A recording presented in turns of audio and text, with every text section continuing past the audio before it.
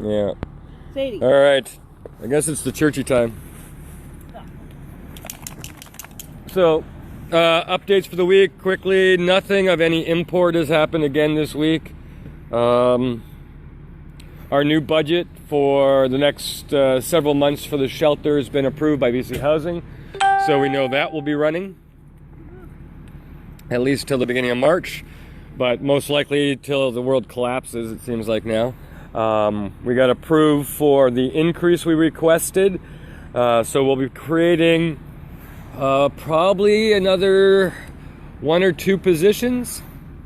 So that'll be good. Generate some more jobs and revenue for folks.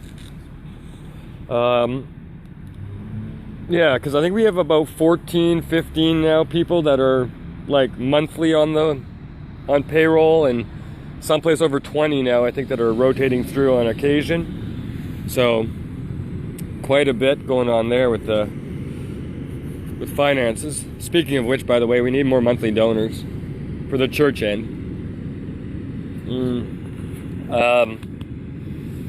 Can't think of anything else. Anybody else have any updates or missed about anything? No?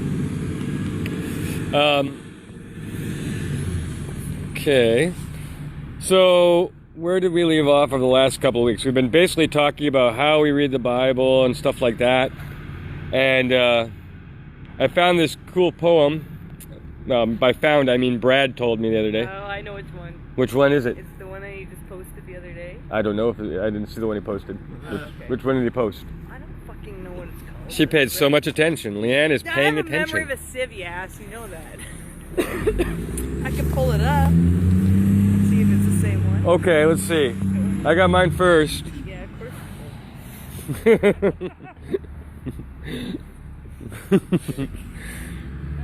just reminds me of my conversation with Nathan last night about Trump. Oh, yeah? She likes him and I don't. I said, he just reminds me of a spoiled 10-year-old. You're not going to play in my sandbox. And that's kind of what that reminds me of. She has to be nice to me. She works for us. You're fired! Agree to disagree on politics. 5 and 2 staff. We have low standards. We have the best standards. Is it the one by John Bear? Nope. Okay, then you Ha ha. got a different one. Ha! Mine's Brian Zahn. Oh, Brian Zahn, I know that one. You know, which one's that one then? You know this one He too. sent that to us on our OTC for our book. Oh, did he? Yeah. Yeah, which one's that? I'm assuming you gotta read it. Oh, yeah. One. She totally knows it. Fuck off. Uh-huh. Uh-huh. Anyway, so this is actually a cool love. little... Yeah, with love. Go to hell with love. You sound like your typical No, evangelical. You have to come out of hell. You can't go to it. Oh, I live in hell. It's Abbotsford. Exactly. Um, There you Yeah, they have a lot in common. Yeah, no, this is a little poem from the author Brian Zahn, if anybody hasn't heard of him. Yeah, his writings are pretty good. I don't know when he wrote this. Sometime in 2013, apparently. In September. So a while back. But it's an interesting way of looking at how to read Scripture. Yeah. And yeah, so I'll just start there. And it says, it's called Reading the Bible Right by Brian Zahn. It is the same. It is the same one. Wow, she's seen the words. Okay, what is it? Read it by memory. Don't ask me that. I have a tumor, you don't. There's a little bit of differences in the brain. Always use a brain tumor as a prior, I tell you. That old chestnut. Anyone want to trade spots with me? Anyway. So, anyway, here, I'll read this poem to you guys and then get some responses. It's a story. We're telling news here, keeping alive an ancient epic, the grand narrative of Paradise Lost and Paradise Regained, the greatest once upon a time tale ever told, the beautiful story which moves relentlessly towards they lived happily ever after. Never, never forget that before it's anything else, it's a story. So let the story live and breathe, enthrall and enchant. Don't rip out its guts and leave it lifeless on the dissecting table. Don't make it something it's really not. A catalog of wished-for promises, an encyclopedia of God facts, a law journal of divine edicts, a how-to manual for do-it-yourselfers. Find the promises, learn the facts, heed the laws, live the lessons, but don't forget the story. Learn to read the book for what it is. God's great, big, wild, and wonderful surprise-ending love story. Let there be wonder, let there be mystery, let there be tragedy, let there be heartbreak, let there be suspense, let there be surprise. Let it be earthy and human. Let it be celestial and divine. Let it be what it is, and don't try to make it perfect where it is not. This fantastic story of creation, alienation, devastation, incarnation, salvation, restoration, with its cast of thousands, more Tolstoy novel than a 1,000-page sermon. It's a story because we are not saved by ideas, but events. Here's a plot line for you. Death, burial, and resurrection. Yes, it's a story, not a plan, not ology or ism, but a story. And it's an amalgamated patchwork story, told in mixed medium. Narration, history, genealogy, prophecy, poetry, parable, psalm, song, sermon, dream and vision, memoir and letter. So understand the medium and don't try so hard to miss the point. Try to learn what matters and what doesn't. It's not where and when Job lived, but what Job learned in his painful odyssey and poetic theodicy. It's not how many cubits of water you need to put Everest under a flood, but why the world was so dirty that it needed a big bath. Trying to find Noah's Ark instead of trying to rid the world of violence really is an exercise in missing the point. Speaking of missing the point, it's not did a snake talk, but what the freaking thing said. Because even though I've never met a talking snake, I've sure had serpentine thoughts crawl through my head. There you go. Literalism is a kind of escapism, by which you move out of the crosshairs of the probing question. But parable and metaphor have a way of knocking us to the floor. Prose flatten literalism makes the story small, time-confined, and irrelevant. But poetry and allegory travel through time and space to get in our face. Inert facts are easy enough to set on the shelf, but the story well told will haunt you. The story well told, that's what is needed. It's time for the story to bust out of the cage and take the stage and demand a hearing once again. It's a story, I tell you, and if you allow the story to seep into your life so that the story begins to weave into your story, that's when at last, my friend, you're reading the Bible right. Ba-boom, boom. There you go. Anybody have any thoughts on that? Pretty much sums it up, right? Sums up what? How to read the Bible. Well, it sums up one way of reading the Bible. Okay, one way. Yes. That's kind of the way I read it, actually. I kind of like the story of the coming out of Egypt. Like a couple of years ago, after I was Spain for a couple of years, Yeah. a friend of mine's wife kind of saw me going back the way I used to be, Yeah. and she said to me, the only thing she ever said is, why would you want to go back to Egypt? Mm. That was it. Okay. And kind of just turned me back around, right? So open your eyes to a new way of seeing. Because I know for a fact that everybody here and watching was most definitely raised in a church that taught them to read it literally, right? Yep. And you guys are in school right now. Are they teaching you which way of reading the Bible is the most common? Like a historical literalism, right? So you've got to figure out if Noah was real. Yeah. Then Genesis did happen in 6 days, right? Yeah? Yeah, well, but that's trying to justify a literal reading, right?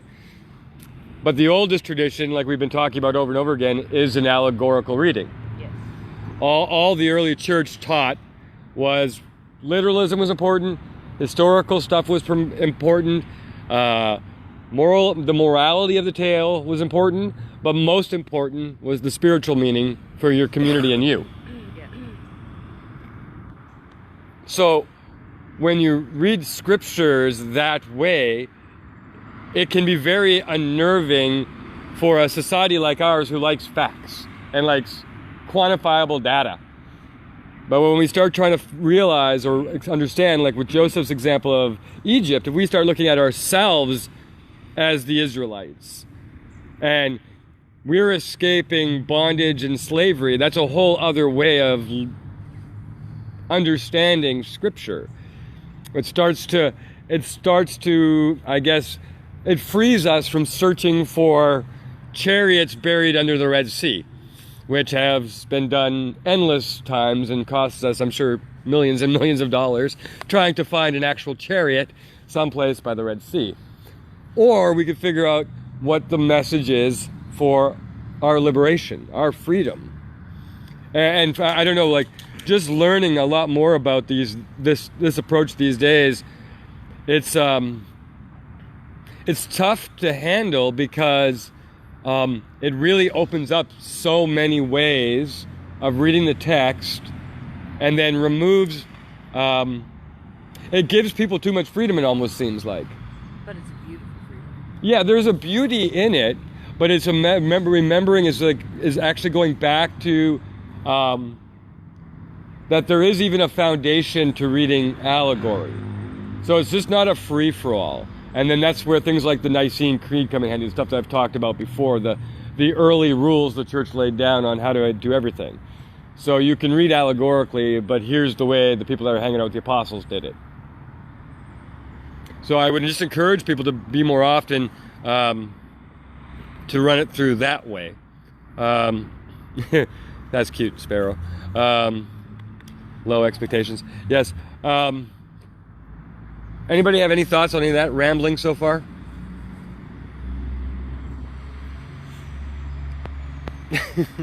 Sophie's got nothing. Dave's got nothing. Students, challenge yourselves. What do you think? Genuinely, what do you think of allegorical reading versus, say, a literal reading? What would your thoughts be on that? It's debatable. It's debatable, okay. So I think there's value in taking the fact that it can, like, there's a story in it. Mm-hmm. It's not just as it is quite literal story. Like, for example, especially the Israelites. Okay.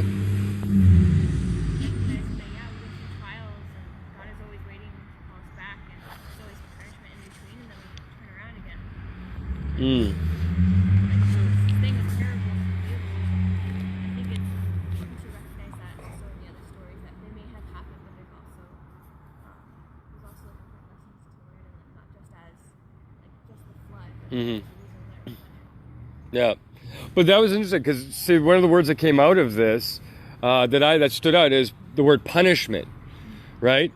And we get the idea of a wrathful God, a punishing God, when we read a literal historical text. Yeah. We get no wrath and judgment when we read an allegorical text. Yeah. When we read the text that way. Yeah. And that's the interesting thing. So when we use the literal historical tools, we are able to, in a sense, we are able to cherry pick and develop a system of, punishment, of right and wrong, of clear bad guys and good guys that meet and accommodate our community need. But if we do allegorical reading, that dissipates very quickly. And we are open up to a world of a God that is free of being judgmental, critical, damning, and violent. Benevolent. Yeah, he becomes very, very benevolent. He becomes very charitable, Yeah. gracious to the point that you almost get nauseated by how nice he is. Yeah. And that's really what happens when you enter into the allegorical approach of the church in its earliest years and for centuries. And you recognize the unification we all have together. In Wrong that. way. You recognize the unification we have with God. That in that, when you read that way, you can see how God is in each moment through all of the stories, and is in us in those moments as well. Mm-hmm. It's more of a community, relational God rather than this wrathful, I'm standing above you. Mm-hmm. He's the port with us Mm-hmm. in the moment, right? Yeah, it really becomes quite Yeah, for me it becomes a bit scary, because then you start having so many valid and so much liberty, it almost seems scary. But then when you realize that there are guidelines from the earliest people of the church, that maybe they were onto something that we left behind. So if we start reading the scriptures that way, and that's the way that even Paul read them, but we've forced literalism on him, what has that done, right? Like, when we have, as a church, forced literalism on the words of Paul, what has that done? Right? That's removed the voice of women, for one. Yep. Right? But if we actually take an allegorical approach, it's much different. Yeah. Much different and much more challenging. And it's really, if we do it that way, it calls us back to our roots. And I don't know how prepared the church would be these days to give up that kind of control. Right? It's scary.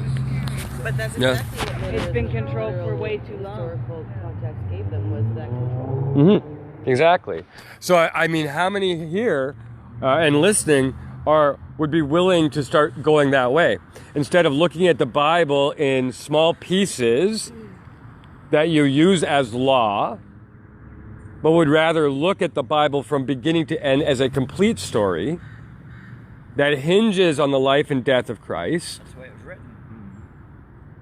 Yes, That's the way it was put together. it was, but we don't do that. We're not taught that. That's not the main approach. I know we take out, pick and choose the scriptures that we want to give the message about. Exactly, yeah.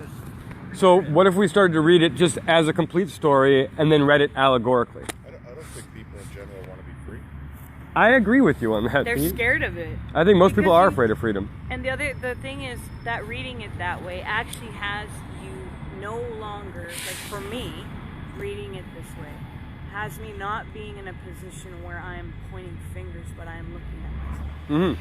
Exactly. That's what's so scary about it, because you're stuck looking at your shadows. You're Yeah. recognizing, oh, wait a second, the evil that's around is mine. Yeah. It's your mistakes, right? You have to start being more accountable. Yeah. And we don't want to be accountable because, as we know, it's always somebody else's fault, Right? right? It is. It's just a given. And so why would you want to let go of that? Because that, and one, you can build your stage, you can build your power, your control, your manipulation. You can stay comfortable in yourself by what you've covered yourself with, right? And then you have all the excuses in the world right in front of you because you're using the book wasn't even meant to be used that way. It's a breath. It's a prophetic breath. It's logos, the word. It is Christ's breath. And so if we were to look in it in that way, you're looking in the mirror is what you're looking at. Yeah, like That's scary. in class the other day, and I haven't got this all sorted out, and I'm not going to probably communicate it well, but it was really interesting for my Zoom class yesterday for my master's crap that I'm going through. 24 months, by the way, now. Was looking at the Bible as differentiating between the author and the narrator, right? So that God is the author, Oh, you're doing that too. right? Yeah, Exactly. We're doing it ours. And so Yeah. but the narrator isn't God. It's a human communicating the Yeah. story. And I'm not gonna do it justice here, but it's a really interesting way to pull God away from our shortcomings as humans that we put into the Bible. So God is the author, but he's not the narrator. It is our lives that are the narration. And it's this weird thing that I'm currently walking through and Your trying to light bulb understand. go on like, what the? It's just another way of thinking about things that I haven't got straightened out yet, but I'm definitely, because I've spent 20 odd years almost now being trained, taught, and indoctrinated with literalism and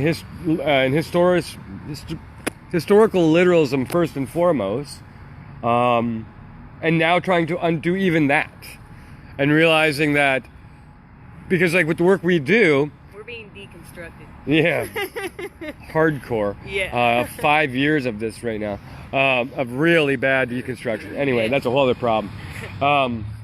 But because like the work we do, and we approach justice issues like we're dealing with homelessness or addiction, a historical, literal approach as a church makes everything so top-heavy and very dictatorship-like.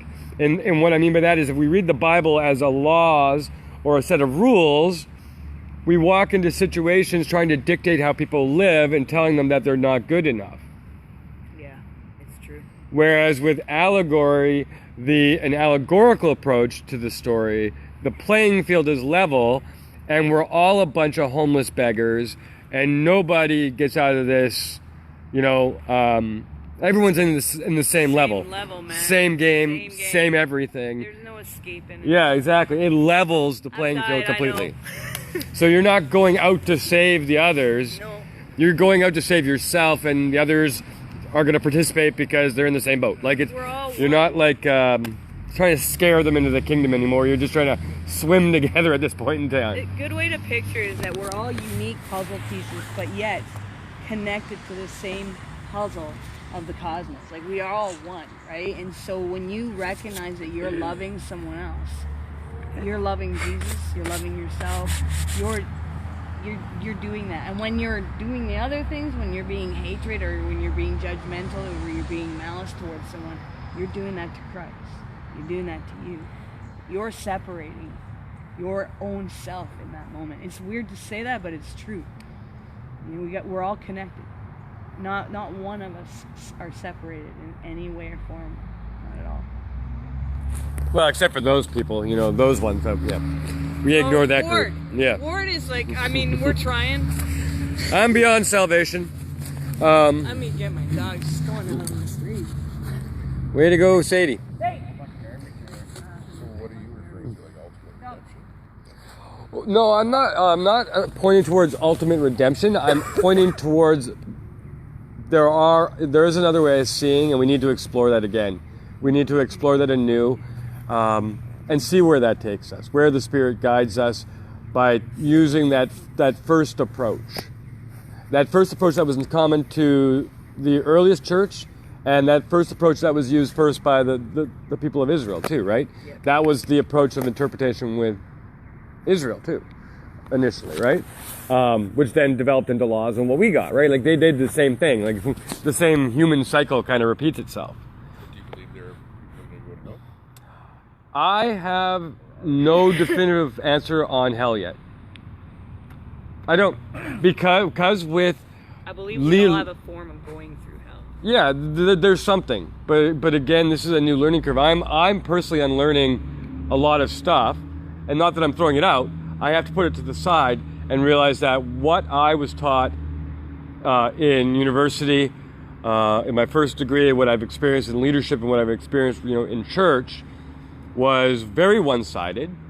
Did not share our entire family's history, right? It didn't give us, the entire spectrum of the cloud of witnesses, right?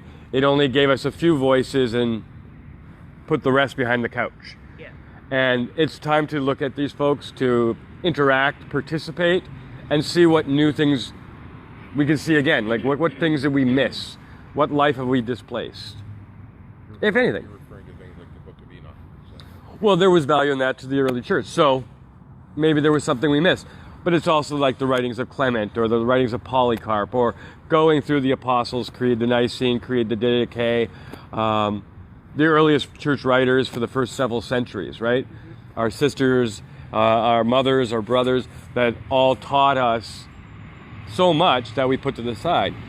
So would we find a new life-giving church by bringing some of those voices back to us? Right? And I think that's a fair and mature thing to do, is to step into our past and have those conversations. And not be afraid of things we may discover or things we may lose. I would Right? never say that. So you want to kumbaya all the religions? I'm not saying all the religions, I'm talking about the church. Okay. I'm talking specifically the church. Well, every religion has a church. Yeah, well, I'm a pastor, I'm in our Christian context, I'm talking Christian context. Just wondering about Yeah. Christ.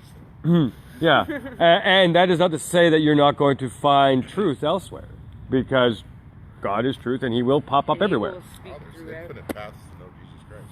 Yeah, everybody sees, there's everything, there's stuff to be found everywhere.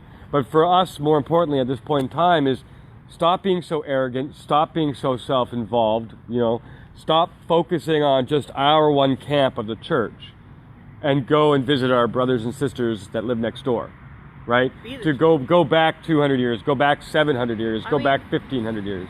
Honestly, I mean, it's interesting, but I mean, if one of the things with you we want to go into our worldly ways of thinking, like people want to be enlightened, right? That's what people go. Well, they want to be enlightened on their terms. On their terms, yes. But I'm saying that's a goal, right? But that's something that's within us because that's something that's birthed within us from Christ. It's always been birthed within us. But the thing is, if you really truly want to be in a position of enlightenment, walking as Christ did, then that's what you do. You do unto others. You give. You pour that love into people.